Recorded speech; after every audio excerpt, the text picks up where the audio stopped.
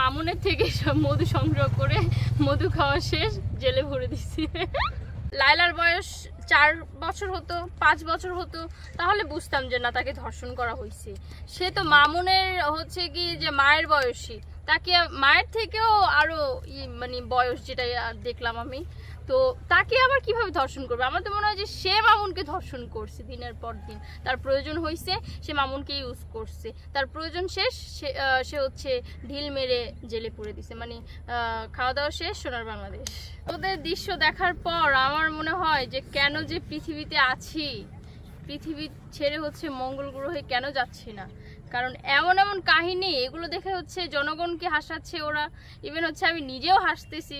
যখনই ওদের কাহিনী আমার চোখের সামনে পড়ে তখনই আমি প্রচুর হাসি। মানে যেটা সহজ কথায় বলতে বিনোদন বুঝি আমরা, মানে অনেক বিনোদন পাই ওদের এইসব কাহিনী দেখলে। কি অবস্থা শুরু হয়েছে, মানে জেলে পুরে দিছে তাই নাকি?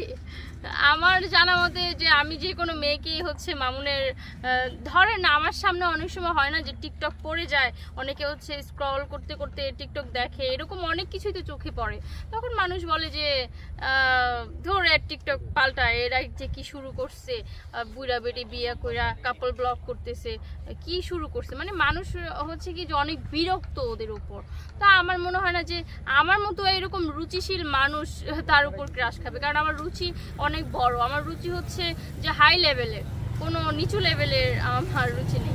সে নাকি ধর্ষণ করছে, হ্যাঁ, তো এরকম অপবাদ যদি আমাকে কেউ দিত, আমি ভাই জীবনও তার সাথে বিষা তো দূর থাক, তারে মনে করেন যে বিষা দূরে রাখতাম, সে আমার যত বড় কলিজার মানুষই হোক।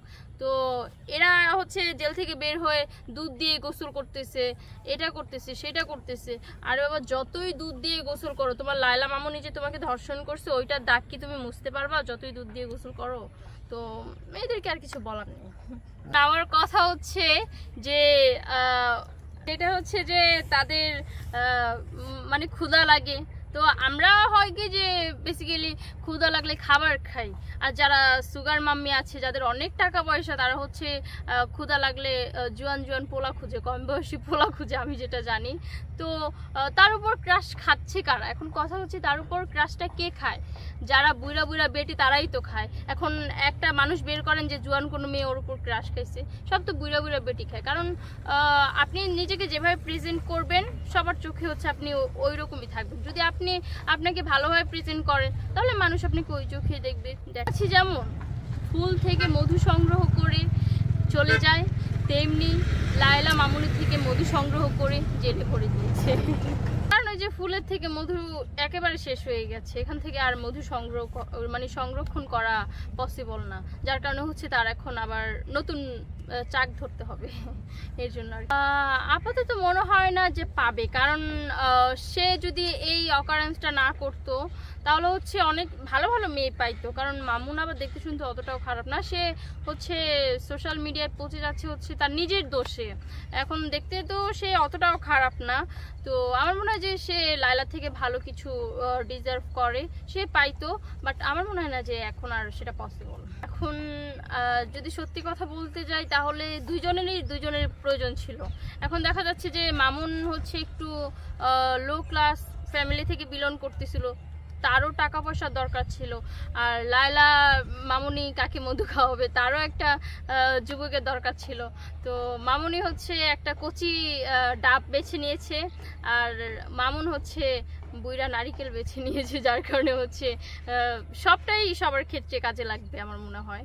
তো তারও টাকার দরকার ছিল, লায়লারও হচ্ছে একটা সঙ্গী দরকার ছিল, মানে সেটা আবার বুড়া না জোয়ান, মামুনের মতো কিছু কিছু কচি কচি ছেলে। তো মামুনকে টার্গেট করেছে। ও আবার হচ্ছে ভাইরাল হওয়ারও দরকার ছিল, কারণ মামুনকে তো সবাই চিনে, মোটামুটি কম বেশি সবাই চিনে। আর লায়লা ওকে তো অত কেউ চিনতো না তখন, এখনই না আমরা চিনি, সেটা হচ্ছে মামুনের কারণে, মামুনের সাথে ভিডিও করার কারণে। তো মানে দুইজনের উপকারে এসেছে আমার মনে হয়। একটা বার্তাই থাকবে, ভাই যেই গুয়ে পাড়া দিচ্ছ, পাড়া দিয়ে হচ্ছে পাটা নষ্ট করে ফেলছো, ওইটায় পাড়া দিও না। আর ওটা পাড়া না দিয়ে নিজের পাটাকে হচ্ছে পবিত্র পানি দিয়ে ধোয়ার চেষ্টা করো। এই যে দুধ দিয়ে গোসল করতেছো, এটা করতেছো, সেটা করতেছো, কোনো লাভ নেই।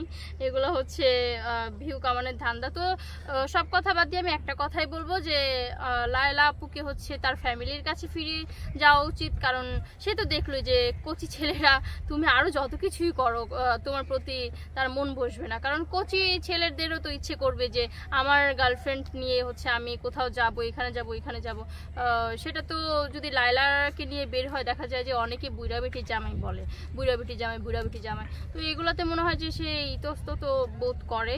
আর মামুনকে আমি একটা উপদেশ দিব যে ভাই লায়লাকে ছেড়ে দাও, ভালো একটা সঙ্গী দেখে বিয়ে করে নাও, জীবনটা গোছাও। যেহেতু তোমার ফ্যামিলিতে মা রয়েছে, ইভেন হচ্ছে তোমার ভাই বোন রয়েছে, সবার দায়িত্ব হচ্ছে সুন্দরভাবে কাঁধে নাও আর মায়ের পছন্দ মতো বিয়ে করে ফেলো।